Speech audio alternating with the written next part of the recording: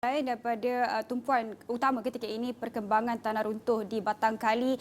Ingin juga kita memberi penekanan kepada keadaan banjir semasa dalam negara ketika ini. Kalau kita lihat beberapa minggu lepas, mungkin jumlah mangsa banjirnya tidak melebihi 4,000 mangsa, tetapi difahamkan ketika ini ia sudah pun melebihi puluhan ribu mangsa yang terpaksa dipindahkan ke pusat pemindahan sementara. Ini info terkini yang boleh saya bawakan menerusi laman portal info bencana JKM. Ketika ini terdapat 21,568 mangsa yang terpaksa dipindahkan ke 279 jumlah pusat pemindahan sementara PPS yang melibatkan keadaan banjir di 5 jumlah negeri, dan daripada jumlah lebih 21,000 ini 6,376 jumlah keluarga yang terjejas. Pastinya kita nak juga lihat di mana negeri yang paling teruk terjejas. Kalau kita boleh bawakan di Kelantan, antara negeri yang paling teruk terjejas ketika ini melibatkan 9,798 mangsa, melibatkan 2,869 keluarga di 88 PPS yang dibuka. Johor 75 mangsa dengan ada 3 PPS dibuka, dan penekanan ketika ini adalah terhadap negeri Terengganu yang melibatkan 11,606 mangsa ditempatkan di 185 PPS melibatkan 3,457 keluarga. Selain itu di Perak 49 mangsa dan juga di Pahang melibatkan 40 mangsa dengan 1 PPS dibuka. Dan perkara ini saya kira bukanlah perkara di luar jangka, kerana Met Malaysia sebenarnya sudah pun mengeluarkan jangkaan ataupun ramalan hujan berterusan sejak beberapa hari lepas, dan ini amaran yang dikeluarkan setakat tengah malam tadi, yang mana amaran hujan berterusan pada tahap bahaya yang dikeluarkan. Kalau anda boleh lihat di peta itu, pada peringkat merah adalah Kelantan, Terengganu, Pahang, dan dijangka akan berlaku hujan sangat lebat berterusan sehinggalah 21 Disember iaitu hari Rabu nanti. Manakala negeri yang dikategorikan buruk hujan lebat berterusan dijangka berlaku termasuklah di Perlis, Kedah, melibatkan Langkawi, Kubang Pasu dan beberapa kawasan lain. Kemudian di Perak, Pahang dan negeri yang berada pada amaran waspada ketika ini adalah di Kedah, Pulau Pinang, Perak, Pahang dan juga Johor. Anda boleh dapatkan perkembangan ini menerusi Twitter Met Malaysia dari semasa ke semasa, tapi kita nak memberi penekanan juga kepada hujan sangat lebat berterusan yang dijangka berlaku untuk beberapa hari akan datang ini, Kelantan, Terengganu dan Pahang. Pastinya ia merujuk kepada aliran sungai ketika ini yang dikabarkan ataupun dilaporkan meningkat. Contohnya di Pahang, di Sungai Keratong, di Kota Bahagia Rompin telah pun melebihi tahap bahaya. Ini kalau kita lihat di Pahang. Manakala ada beberapa sungai utama yang lain, Sungai Tembeling, Sungai Serting berada pada tahap alert ataupun waspada di peringkat kuning. Di Kelantan pula, kalau kita lihat kebanyakannya berada pada tahap merah. Jambatan Melo dibacuk, Sungai Lebih di Kampung Tualang, Rantau Panjang Pasir Mas, Kampung Jenub, Kampung Jambu, Sungai Golok. Ini yang menjadi paras bahaya ketika ini yang perlu kita pantau dari semasa ke semasa, dan sekiranya penduduk yang berada di kawasan ini, sekiranya anda dikerahkan ataupun diarahkan untuk berpindah, diminta untuk melakukan perkara sedemikian. Ini kita melihat kepada Kelantan. Satu lagi negeri yang diberi amaran bahaya hujan berterusan termasuklah di Terengganu, Sungai Besut, kemudian di Sungai Dungun, Sungai Berang, Sungai Kemaman.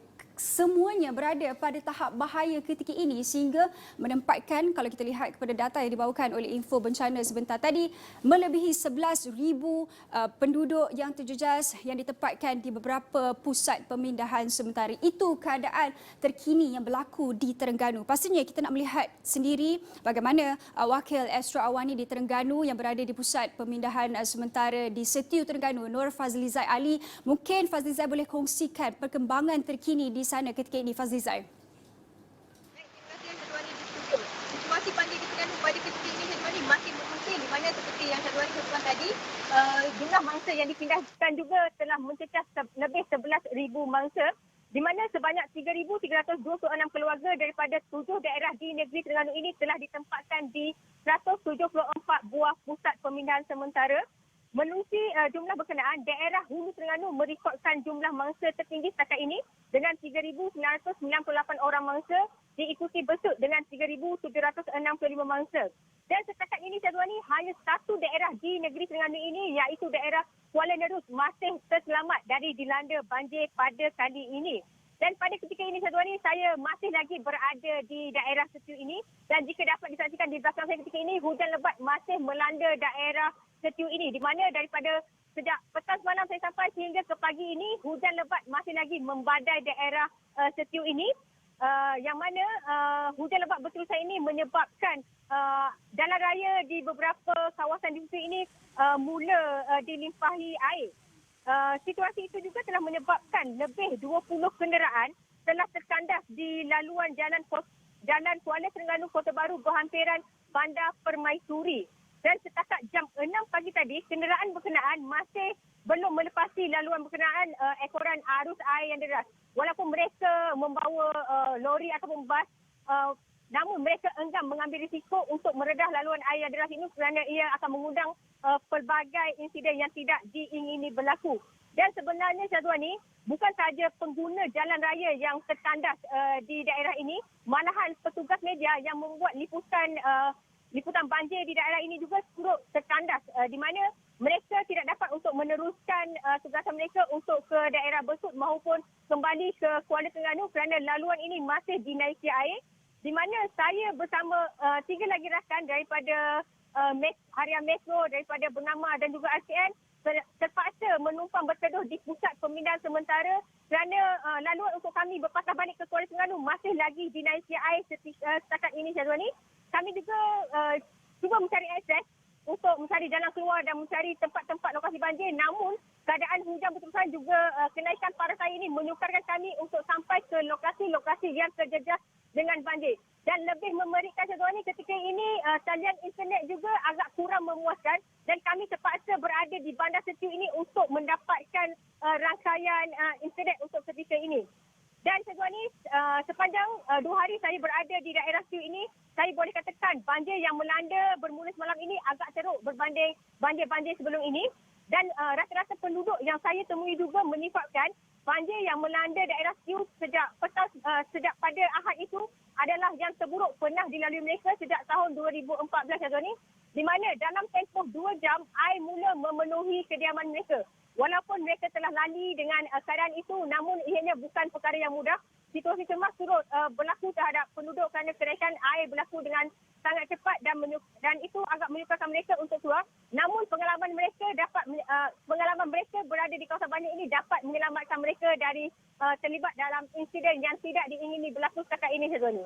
Ya, Fazlizai, kalau kita lihat kepada keadaan banjir di Terengganu, minggu lepas misalnya kesemua PPS dibuka, kemudian secara drastiknya hujan lebat berlaku sehingga melihatkan paras air itu meningkat dengan drastik sekali sehinggalah disifatkan sebagai yang terburuk. Fazlizai, bagaimana persiapan anggota pihak berkuasa ketika ini? Dan kita difahamkan ketika ini musim cuti sekolah, pastinya ramai yang difahamkan nak balik kampung, tetapi sebagai penduduk di sana, Fazlizai yang sudah pun dari satu tempat ke satu tempat melihat keadaan banjir itu kian naik, apa agaknya nasihat yang boleh diberikan kepada mungkin mereka yang berada di Lembah Kelang yang nak balik ke Terengganu ketika ini, dinasihatkan supaya jangan lakukan perkara itu ketika ini?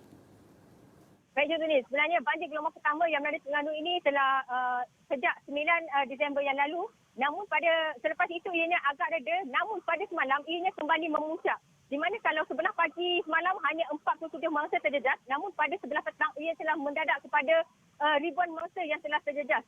Dan setakat ini banyak laluan-laluan masih dinaiki. Seperti yang Syazwani katakan, sudah pasti pihak berkuasa sering mengeluarkan amaran kepada orang ramai agar berwaspada khususnya di kawasan-kawasan banjir ini.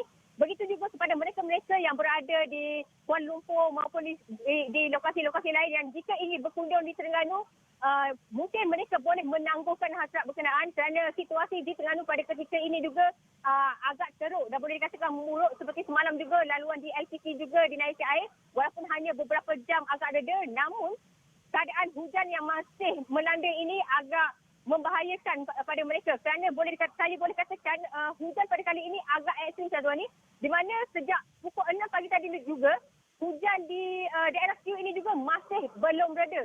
Dan jika keadaan ini berterusan Encik Dwani, tidak pelbagai kemungkinan boleh berlaku sama ada jumlah mangsa yang dipindahkan itu akan bertambah ataupun sebaliknya. Fazlizai, kalau boleh dengar Hakim dan Ashraf Haris di sini. Tadi Fazlizai berkongsikan mengenai laluan-laluan utama di kebanyakan kawasan dinaiki air sehingga kan rakan media, pengamal media juga terkandas di PPS, begitu juga dengan Fazlizai. Ini menyukarkan aset-aset atau bantuan daripada kawasan luar kawasan seperti di situ ini untuk masuk ke kawasan tersebut. Bagaimana dengan proses bantuan? Bagaimana mereka di PPS itu dapat meneruskan kelangsungan hidup kerana koordinasi dan sebagainya. Kerana akses itu agak terhad. Saya kira mungkin hanya boleh menggunakan bot ataupun aset penyelamat yang lebih besar untuk bergerak dari satu kawasan ke kawasan. Bagaimana perkara ini dapat dilakukan pada ketika ini, Fazlizai? Baik Hakim, banjir dengan Terengganu ni orang kata bukanlah perkara yang luar biasa. Jadi pelbagai persiapan telah dilakukan baik daripada pihak pengurusan, baik di PPS sendiri. Seperti semalam Hakim, saya sendiri berada di PPS bersama rakan-rakan media yang lain terpaksa menumpang berteduh di sana, dan apa yang saya boleh katakan, penyelarasan di pusat pemindahan banjir itu memang berada di tahap terbaik dan juga cekap. Di mana sebaik saja masa-masa banjir ini berdaftar, mereka telah menyediakan keperluan kepada masa-masa yang terjejas ini seperti toko, kemah dan sebagainya. Di mana walaupun aset-aset pihak keselamatan yang lain masih sedang giat memindahkan masa-masa yang lain, namun yang berada di PPS itu telah siap bersedia daripada awal. Dan ketika ini sebenarnya Hakim, proses pemindahan masa banjir masih lagi berlaku, di mana selain menggunakan lori, ada juga bot yang digunakan oleh mereka. Dan pada malam tadi juga sebenarnya Hakim, pasukan bomber juga turut tertandas, di mana mereka telah keluar untuk menyelamatkan masa banjir di sekitar daerah Siu ini. Namun apabila mereka untuk balik semula ke balai, laluan mereka kira-kira 200 meter itu telah digenangi air, dan situasi itu menyebabkan mereka terpaksa menunggu sehingga air reda.